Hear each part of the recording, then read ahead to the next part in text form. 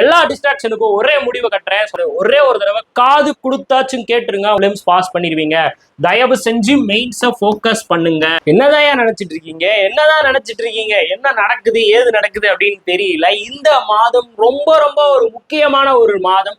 இந்த நவம்பர் மாதம் வந்து பாத்தீங்கன்னா நமக்கு அடுத்து வரக்கூடிய மெயின்ஸ் எல்லாத்துக்குமே ஒரு அடித்தளம் போடக்கூடிய ஒரு மாதமா இருக்கும்போது, இந்த மாதத்துல ஏன் இவ்வளோ டிஸ்ட்ராக்ஷன், இவ்வளோ கேள்விகள், இவ்வளோ குளறுபடிகள் அப்படின்ற ஒரு கொஸ்டின் எல்லாருக்கிட்டுமே வருது. அதுல ஃபர்ஸ்ட் விஷயம் என்ன அப்படின்னு பாத்தீங்கன்னா, ப்ரிலிம்ஸ் ரிசல்ட் எப்ப சார் வரும் அப்படின்னு ஒரு தரப்பு.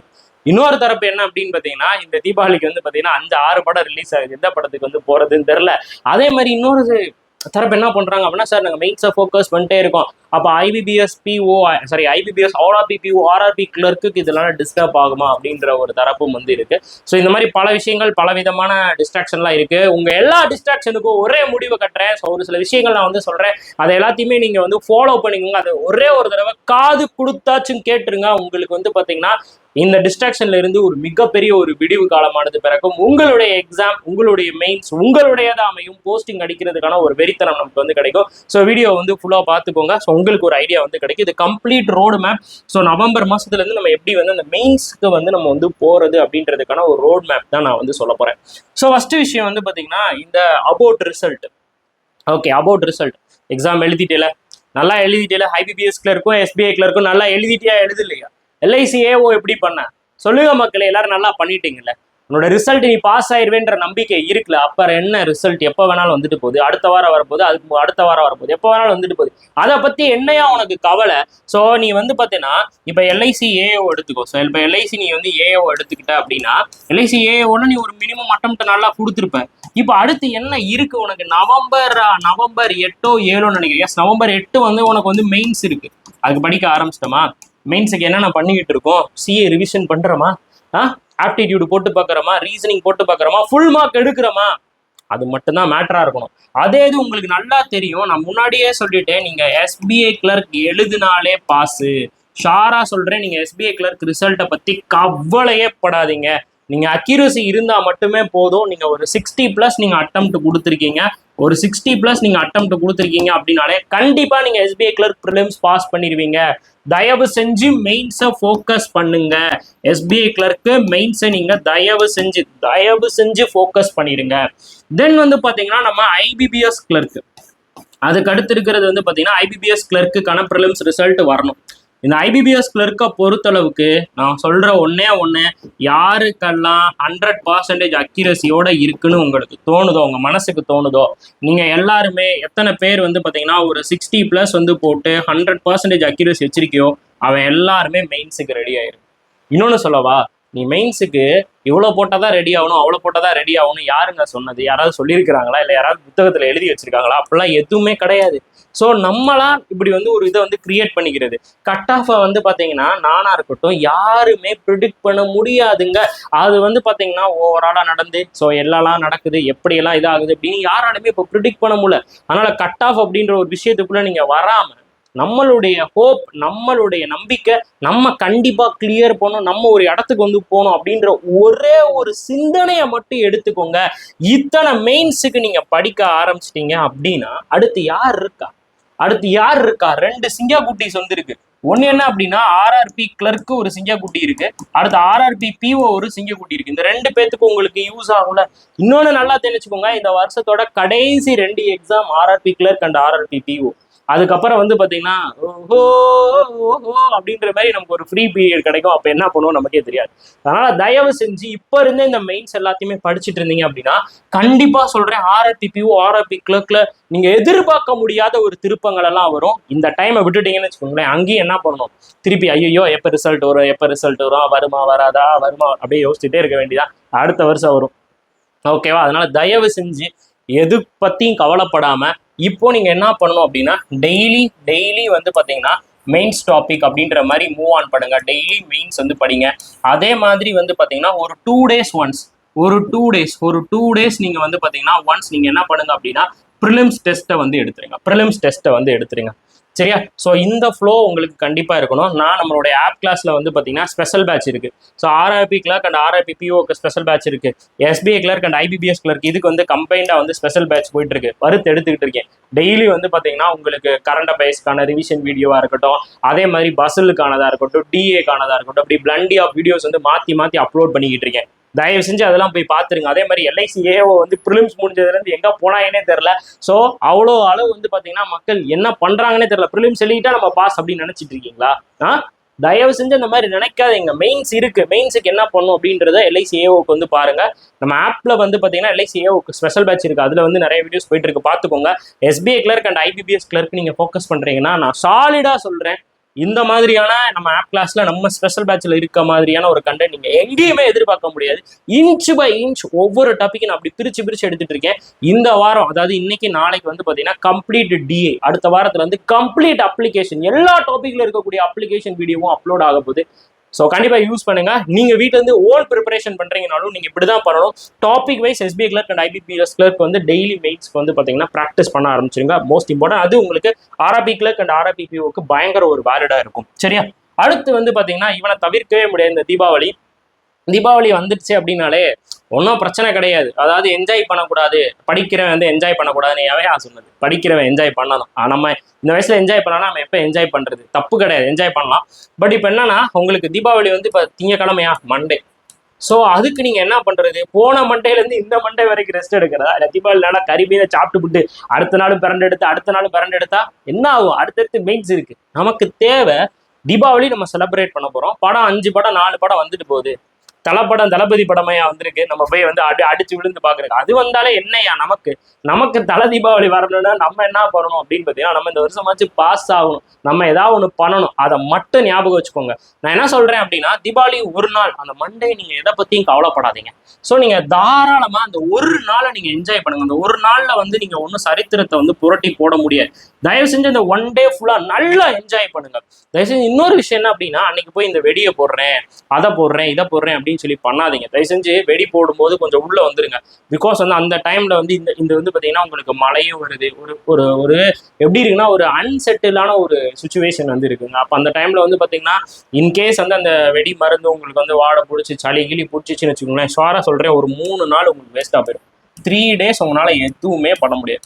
இப்போ இந்த ஒரு நாள் பெருசா, இப்போ இங்க பாருங்க, இந்த ஒரு நாளும் போச்சு, அடுத்து இந்த ஒரு 3 நாளும் போச்சுன்னா டோட்டலா 4 நாள் போச்சு. இப்போ இந்த 4 நாள்ல மன வருத்தம் வரும், ரைட்டா? மன வருத்தம் உங்களுக்கு வந்து வந்துடும். அப்ப மன வருத்தத்துக்காக ஒரு 2 நாள், மன வருத்தத்துக்காக அதுல இருந்து மீண்டெடுக்கிறதுக்கு யாராவது வீடியோ போடுவாங்களா? எங்கேயாவது மோட்டிவேஷன் வந்து தேவைப்படுமா? நம்ம மக்கள்கிட்ட இருக்க பெரிய தப்பு இதான், மோட்டிவேஷன் தேவைப்படுமான்னு ஒரு 2 நாள் மோட்டிவேஷன் வீடியோவா வைப்பாங்க. இதுல என்ன ஆயிடுச்சு? ஒரு 6 நாள் வேஸ்டா போச்சு. சரி, 6 நாள் வேஸ்டா போச்சு. அடுத்த நாள், டே மாப்பிள்ள படிச்சியாடா, படிச்சியா மச்சி, படிச்சியா? நான் வந்து படிக்கவே இல்லடா, இந்த மாதிரி காய்ச்சல் ஆயிடுச்சு, அதாயிருச்சு, இதாயிருச்சுன்னு புலம்பல் கால்கள். போனை போடுவீங்க உங்க ஃப்ரெண்டுக்கு வந்து போனை போடுவீங்க. போனா போட்டு அதுல ஒரு 2 மணி நேரம், டே மாப்பிள்ள நான் படிக்கவே இல்லடா மச்சி, நான் படிக்கவே இல்லடா, என்ன பண்றதுன்னு தெரியல. நடக்குமா நடக்காதையா?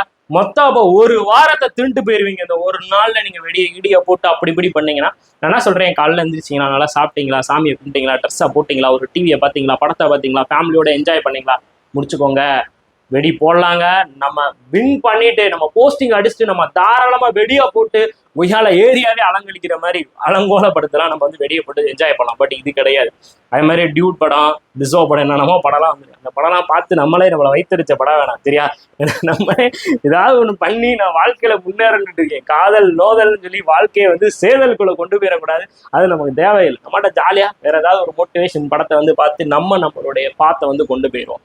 அதுக்கு அடுத்து முக்கியமா இருக்கிறது, இப்போ இந்த டைம்ல வந்து பாத்தீங்கன்னா நான் சொல்லணும்னு நினைக்கிறது ஒரு விஷயம்.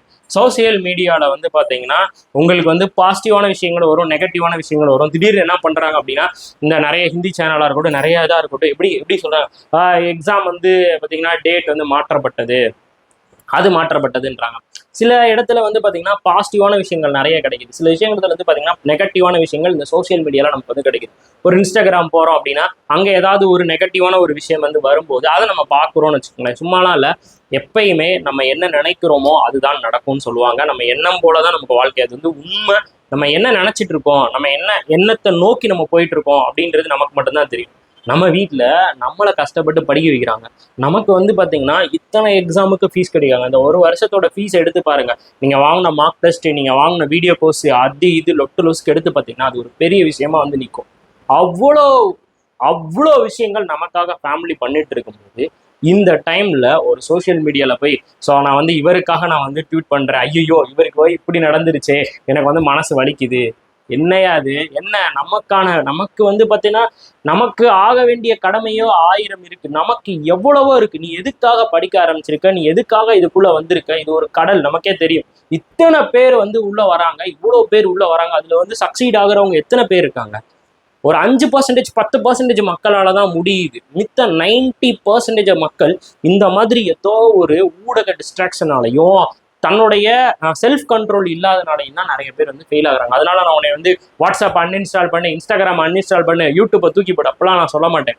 எல்லாத்துலேயுமே நமக்குன்னு ஒரு லிமிட் வச்சுக்கணும், நமக்குன்னு ஒரு டைம் வச்சுக்கணும். ஏன்னா என் வாழ்க்கையில எப்பயுமே என்ஜாய் பண்ணாமல் இருக்கக்கூடாது.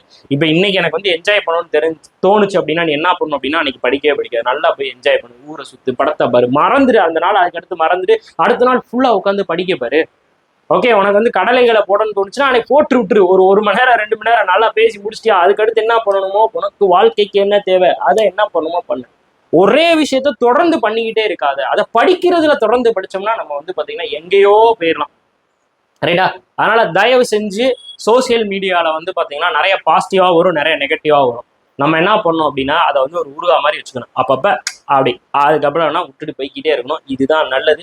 ஜாலியா பாக்குறதுக்கு பரிதாபங்கள்லாம் இருக்குங்க. கொஞ்ச நேரம் பரிதாபங்கள் சேனல் பார்த்தீங்கன்னா அப்படியே மனசு அப்படியே குளிர்ந்து போயிரு, சிரிச்சுக்கிட்டே இருக்கலாம். அப்படியே அதுல வந்து நம்ம மோட்டிவேஷனா நம்ம கரண்ட் அஃபேர்ஸ்ல அப்படியே அப்படியே குரூப்ல எல்லாம் கண்டென்ட் எல்லாம் அப்படியே கனெக்ட் பண்ணோம்னா நமக்கு ஜாலியா இருக்கும். ரைட்டா? அதனால நான் சொல்றது ரொம்ப ரொம்ப இம்பார்ட்டன்ட். அக்டோபர் நவம்பரை விட்டுறாதீங்க. அக்டோபர் நவம்பரை விட்டுட்டீங்க அப்படின்னா ஒண்ணுமே பண்ண முடியாது. ஸோ உங்களுக்கு வந்து பாத்தீங்கன்னா இன்னையில இருந்து நம்ம மணி மாஸ்டர் ட்ரிக்ஸ் சேனல்ல வந்து பாருங்க, பயங்கர என்கேஜான விஷயங்கள், பயங்கரமான விஷயங்கள் அடுத்தடுத்து வந்துகிட்டே இருக்க போது. ஸோ இன்னும் நீங்க நம்ம சேனலை சப்ஸ்கிரைப் பண்ணலாம், மறக்காம சப்ஸ்கிரைப் பண்ணிக்கோங்க. ஓவரா பேசியிருந்தேன்னா மன்னிச்சுக்கோங்க, கரெக்டா பேசியிருந்தேன்னா அக்செப்ட் பண்ணிக்கோங்க.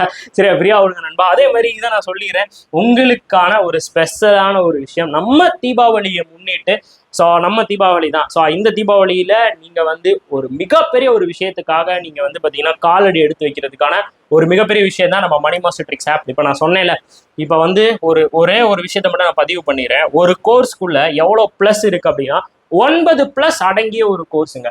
ப்ரிலிம்ஸ்க்கான ஃபவுண்டேஷன், மெயின்ஸுக்கான foundation, banking awareness, computer awareness, current affairs, அதுல வந்து பாத்தீங்கன்னா weekly, monthly, with clue, with reason news அப்படின்ற மாதிரி இருக்கும். அதுக்கப்புறம் எல்லா ஸ்பெஷல் பேட்சும் உள்ள வந்துடும். இன்சூரன்ஸ் அவேர்னஸ் உள்ள வந்துடும். ஃபியூச்சர்ல நம்ம என்ன விதமான இது வந்து பண்ணாலும் அதுவும் இந்த கோர்ஸ்குள்ளே ஆட் ஆயிரும். பிளஸ் என்னுடைய பர்சனல் மென்டர்ஷிப்பும் இந்த கோர்ஸ்குள்ளே ஆட் ஆயிரும். ஓகேவா? நான் அடுத்து ஏதாவது புக் லான்ச் பண்றேன், நெக்ஸ்ட் நான் ஏதாவது ஒரு பிடிஎஃப் லான்ச் பண்றேன், என்ன பண்ணாலும் அது இந்த அல்டிமேட் அப்படின்ற ஒரே கோர்ஸ்க்குள்ள உங்களுக்கு வந்துடும்.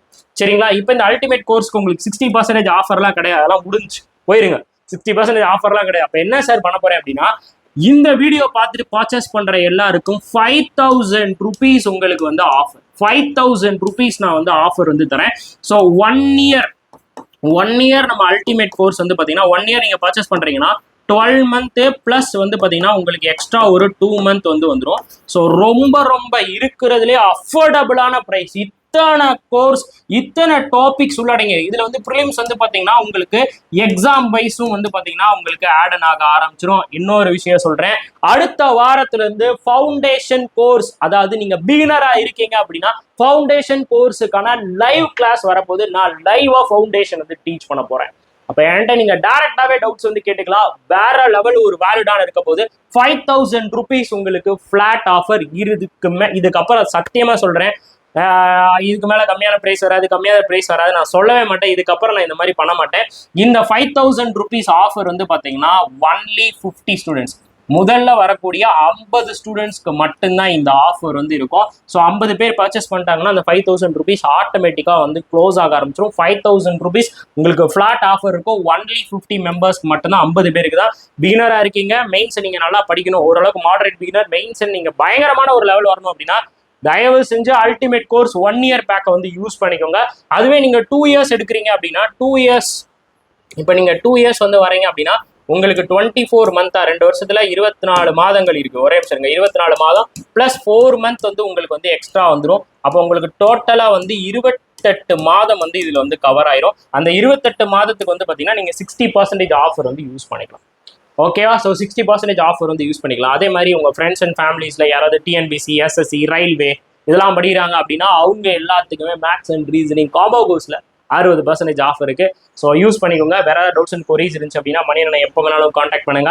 ஸோ கோர்ஸ்ல ஜாயின் பண்றதுல என்ன டவுட் இருந்தாலும் நம்மளுடைய நம்பர் 9342408457 அப்படின்ற வாட்ஸ்அப் நம்பருக்கு நீங்க டிஎம் பண்ணுங்க. நான் மோர் டீடைல் சென்ட் பண்றேன். அதே மாதிரி நீங்க அல்டிமேட் கோர்ஸ் பர்ச்சேஸ் பண்ணிட்டீங்கனாலும் இதுல இந்த வாட்ஸ்அப் நம்பருக்கு ஒரு இன்டிமேட் பண்ணிருங்க. நான் உங்களை தனியா குரூப் இருக்கும் அதில் ஆட் பண்ணி நான் வந்து உங்களை ஃபாலோ அப் பண்ணுவேன். சரியா? This is 5000 rupees offer. So miss பண்ணிடாதீங்க. அதே மாதிரி இந்த விஷயத்தை எல்லாத்தையுமே ஞாபகம் வச்சுக்கோங்க. ஸோ என்னைக்குமே எப்பயுமே நம்ம வந்து டிஸ்ட்ராக்ட் ஆகக்கூடாது. நம்மளுடைய ரோடு எது, நம்மளுடைய இலக்கு எது அப்படின்னா நம்ம போஸ்டிங் அடிக்கிறது மட்டும் தான் நம்மளுடைய இலக்கு. அதை மட்டும் நம்ம நோக்கி போயிட்டே இருப்போம். So tata bye. So happy Deepavali மக்களே. So thanks a lot. Thank you so much. Tata பாய்.